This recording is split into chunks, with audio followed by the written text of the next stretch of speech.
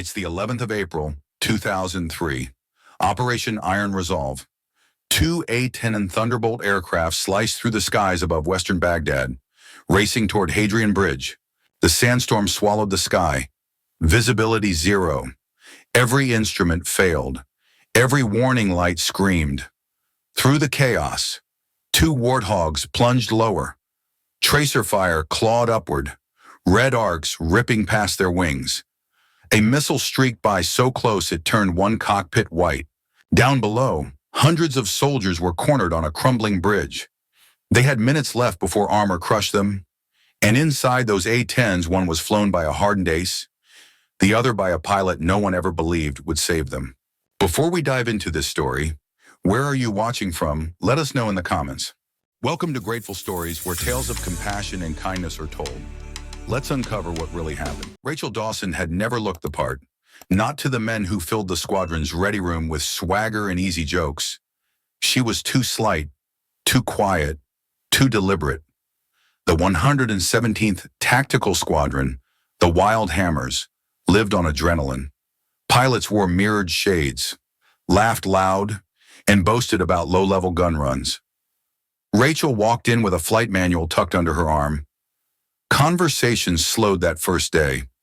A few men exchanged glances, smirks forming before she even sat down. Guess they're letting anyone fly hogs now. One muttered, the A-10 Thunderbolt was built for punishment.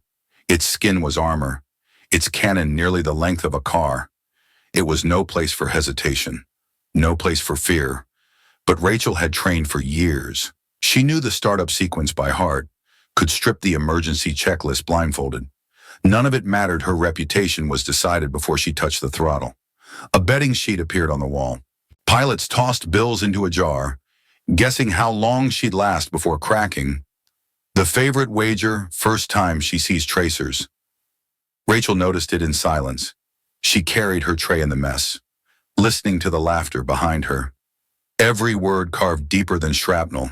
McClure, her flight lead, kept a neutral distance. He never mocked her, but he never defended her either. Rookie, he called her, even when she wore captain's bars. Rachel swallowed it all. At night, she sat by the runway, watching the hogs thunder overhead. She whispered to herself, let them laugh. Her one anchor was Daniel Collins. They trained together back in the academy before he went to ground forces.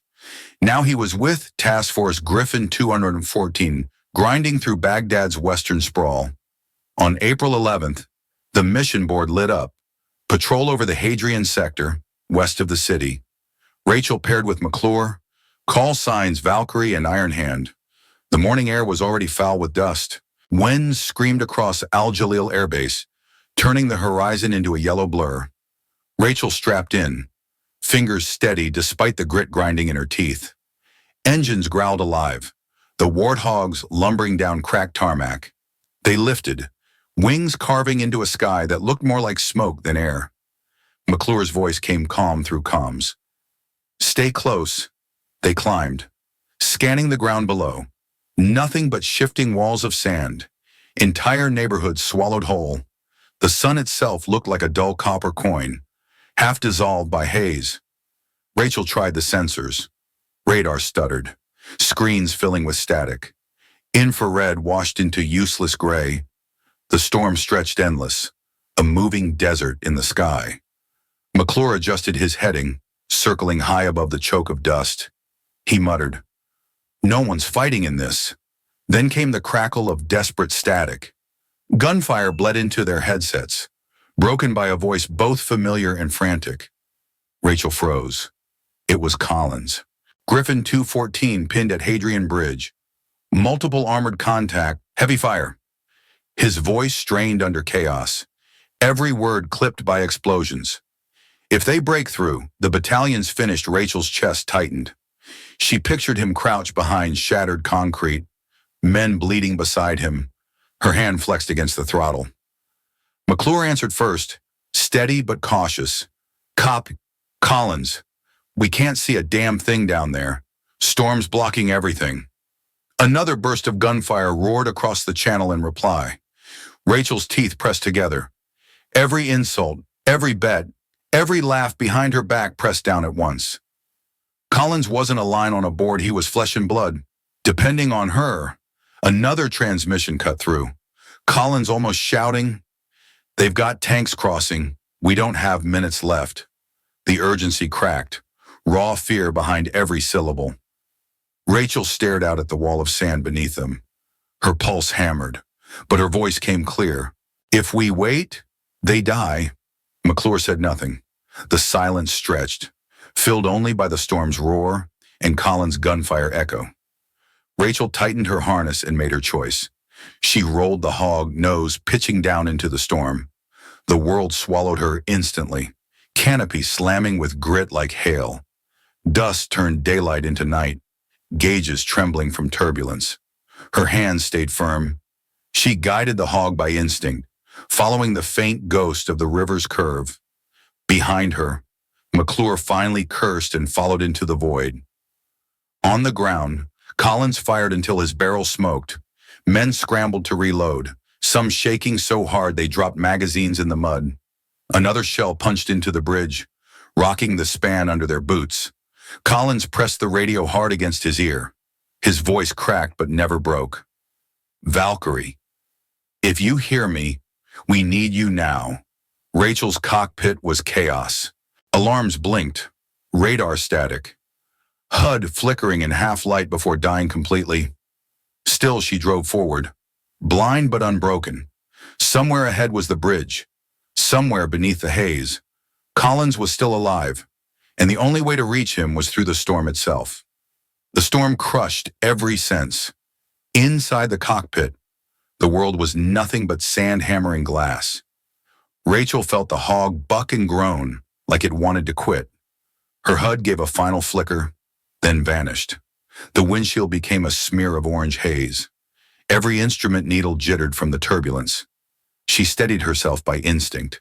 Somewhere below, the river wound like a lifeline through Baghdad's ruins.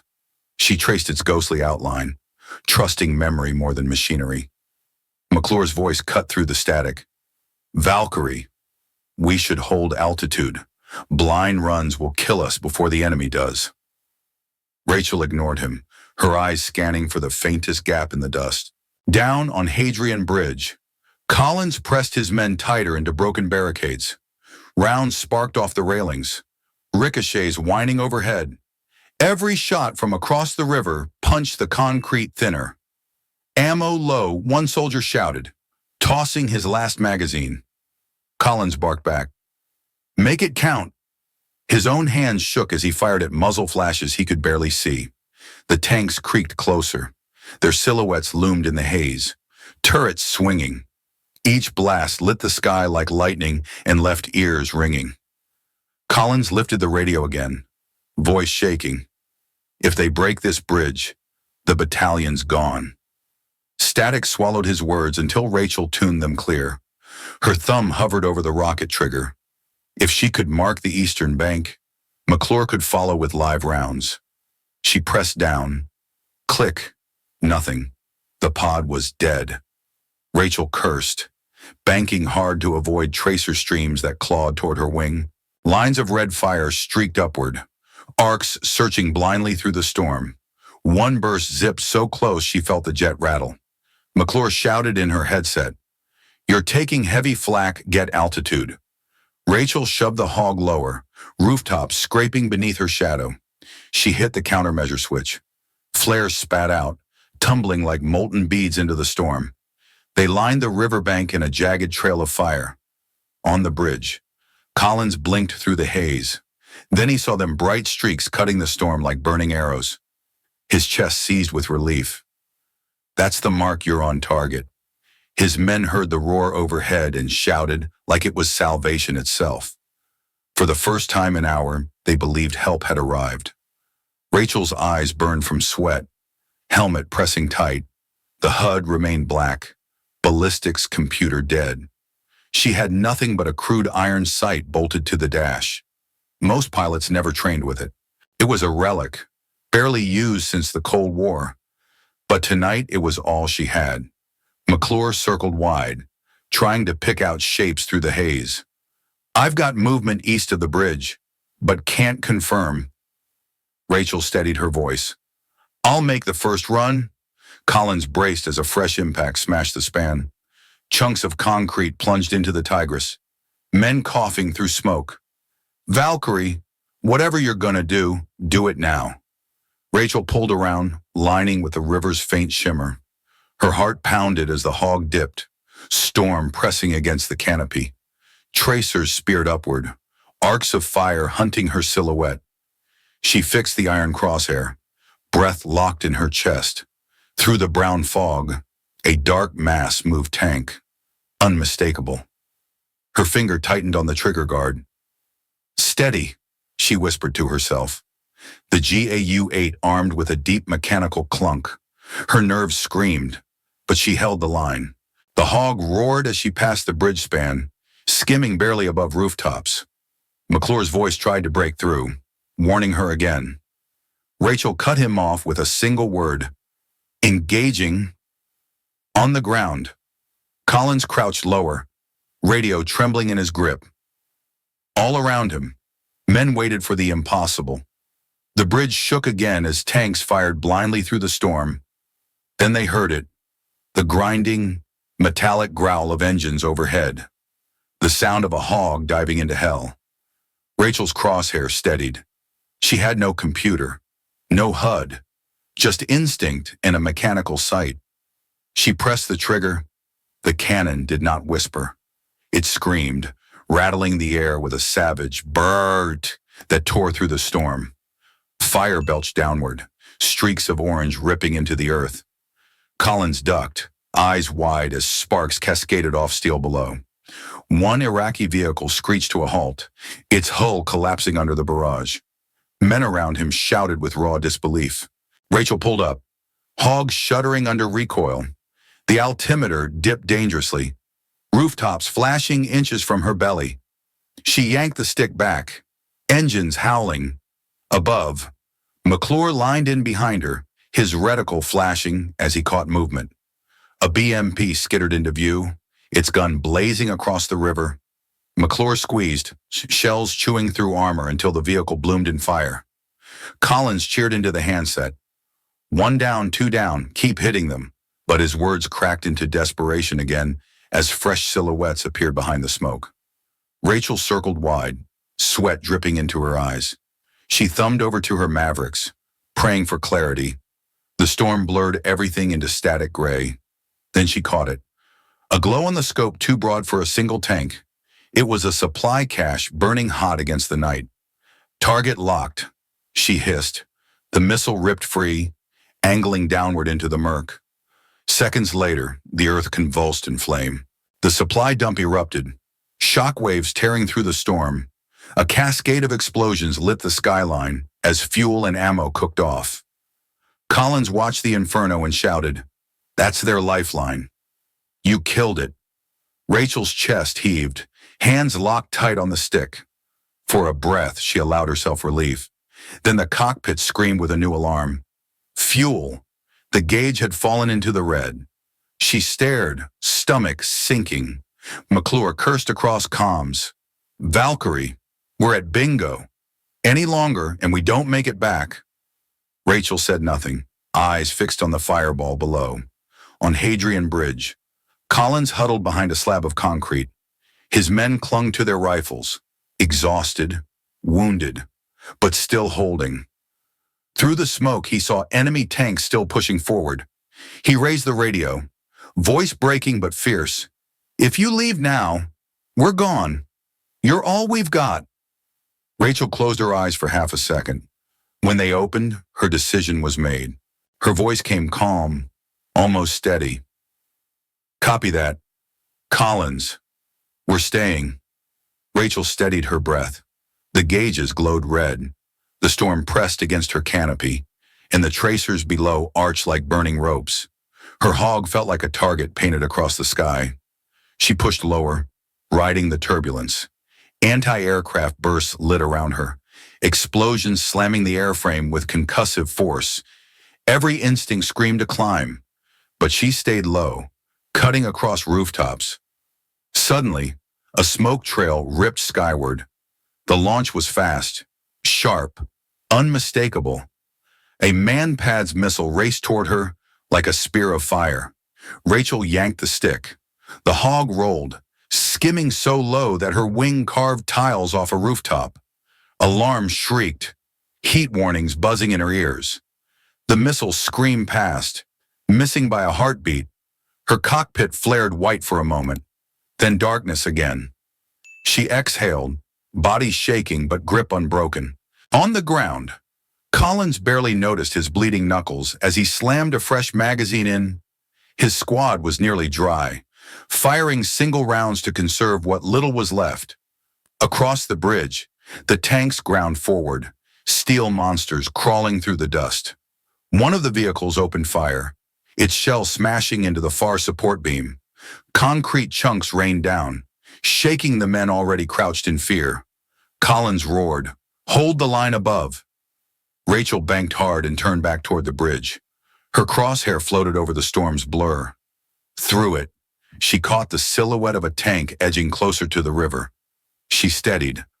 Thumb pressed the trigger guard. The GAU-8 cannon erupted. Brrr, thunder tearing through the night. 30-millimeter shells hammered down, piercing steel like paper. The tank convulsed, turret flinging skyward as fire belched from its hatches. Collins ducked, then rose, eyes wide. The fireball lit the bridge, soldiers shouting with a surge of hope. One yelled, "She got it!" Rachel yanked upward, alarms shrieking from overspeed. Her hog trembled, but she held the climb. Tracers clawed behind her, red chains missing by feet. McClure dove in on her wing's path, his reticle locked onto a BMP rolling through the haze. The cannon roared again, and the vehicle disintegrated in sparks. Collins pressed the radio, shouting into the storm. One BMP down, one tank gone, keep pressing them. His men rose briefly, firing into panicked infantry scrambling near the river, but 3 more silhouettes emerged. The enemy was relentless, each new tank crawling closer to the span. Collins' voice cracked. "They're not stopping." Rachel banked wide, sweat burning in her eyes. Her rockets were useless, but her Mavericks still armed. She thumbed the switch, eyes flicking to the grainy screen. The storm blurred everything into static gray. She adjusted, shifted angle, squinted against distortion. Then she saw it, heat blooms clustered near the tree line. Not tanks, supply trucks, ammo stacked in rows, a chance to choke the assault at its throat. "Target locked," she whispered. The missile leapt free, trailing fire into the haze. Seconds later, the ground convulsed. The dump erupted, flames spiking into the sky. Secondary blasts followed, shells and fuel cooking off in thunderous waves. The storm itself glowed orange, shock waves rolling across the battlefield. Collins shielded his face from the glare. He felt the bridge rumble with each detonation. Then he realized without those supplies, the armor couldn't push for long. Rachel pulled up, chest heaving. For a heartbeat, silence filled her headset except for the storm. Then McClure's voice, ragged but steady. "Good hit. That's their ammo." But victory never lingered. A new alarm screamed across Rachel's panel. Her eyes dropped to the gauge fuel, dangerously low. McClure cursed. "We're in the red, another run, and we won't make Al Jalil." Rachel stared forward, saying nothing. On the bridge, Collins' men fought with the desperation of the dying. Another tank shell tore into their barricade, sending men sprawling. A private sobbed as he tried to jam rounds into a cracked magazine. Collins grabbed him by the vest. "We hold or we're gone. Stay in the fight." He turned skyward, screaming into the handset. "Valkyrie, they're breaching." Rachel circled again, hands white-knuckled on the stick. Her hog rattled, wings streaked with soot. Every pass drained fuel she no longer had, but her choice was clear. Collins' voice was raw, his men seconds from collapse. She answered with steady calm. "Copy. One more run." She dropped altitude. Engines howling. Tracers wove deadly nets. Red fire racing toward her canopy. The hog plunged anyway, Rachel's crosshair locking on another tank. She pressed down. The cannon bellowed, shredding steel with brute force. The vehicle erupted, crew scrambling before vanishing in the blast. Collins screamed over the headset, his voice breaking with relief. "They're pulling back, keep pressing." But he knew she couldn't stay much longer. Rachel banked away, gauges screaming fuel starvation. Her hands trembled, but her eyes burned with fire. One last run remained, and she knew it would decide everything. Collins slammed his shoulder into a cracked barricade, shouting over the chaos. "They're on the bridge, this is it." His men fired what little they had left, muzzles flashing against the storm. Rachel heard the desperation cut through static. Every syllable burned like a brand. She looked at her gauge one last time, needle buried in the red. There was no decision left to make. She tightened her harness, fingers slick with sweat. Her voice came calm. One more run. The hog tilted forward, dropping nose first into the storm. Tracers stitched the sky, glowing arcs racing to tear her apart. She drove straight through, engines bellowing like thunder. Collins ducked as an enemy tank rolled onto the bridge, turret swinging. The shell fired, slamming into the span with a deafening crack. Concrete buckled, men staggered, smoke rising in suffocating clouds. Rachel's crosshair floated over the silhouette. Her breath slowed, world narrowing to a single target. She pressed the trigger. The GAU-8 roared, a grinding, metallic scream. 30mm shells ripped into the tank's roof. The vehicle convulsed, then erupted, turret spinning into the air. Another tank crawled up behind it, engines growling. Rachel dragged the crosshair across its hull. The cannon thundered again, shredding steel until it bloomed in orange fire. On the bridge, Iraqi infantry broke into panic. Some dropped rifles, others scrambled back into alleys. The once relentless push collapsed into chaos. Collins rose from cover, face streaked with grime. He screamed into the handset, voice raw with awe. "She killed them both. The bridge is ours." Rachel yanked upward, canopy streaked with flame and dust. Her hog shuddered, every alarm shrieking in her ears. She climbed anyway, breaking clear of tracer webs. McClure's voice cracked through, ragged but steady. Targets destroyed, enemy retreating. He paused, then softer. "You did it." Rachel didn't answer. Her chest heaved, exhaustion pressing down like lead. All she saw was the bridge below still standing. On the ground, Griffin 214 staggered back into their positions. Men hugged the barricades, disbelief written across every face. They had survived the impossible. Collins lowered his rifle, radio still clutched in his hand. He turned to his men, voice shaking. "You hold this bridge. You remember who saved it." The storm slowly thinned as Iraqi forces scattered. Fires glowed in the distance, smoke pillars rising into the sky. Hadrian Bridge remained in American hands. Rachel circled once, scanning through the haze. Her gauges screamed empty, engines gulping the last drops of fuel. She turned west, pulling the hog away from the battlefield. McClure formed up on her wing. Neither spoke for a long stretch, only the low growl of engines in their headsets. "Finally," he said quietly, "let's get you home." Al Jalil Air Base loomed ahead, lights faint through the storm's remnants. Rachel's landing gear groaned as it dropped. The hog touched down hard, tires screeching across the tarmac. Ground crew rushed out, but froze as she climbed down. Her flight suit was soaked in sweat, face streaked with sand and soot. Every man who once bet against her stood silent. McClure pulled off his helmet, gaze steady. He spoke loud enough for all to hear. "She saved a battalion tonight." No one argued. The jar of bets still sat in the corner of the ready room. By dawn, it was gone.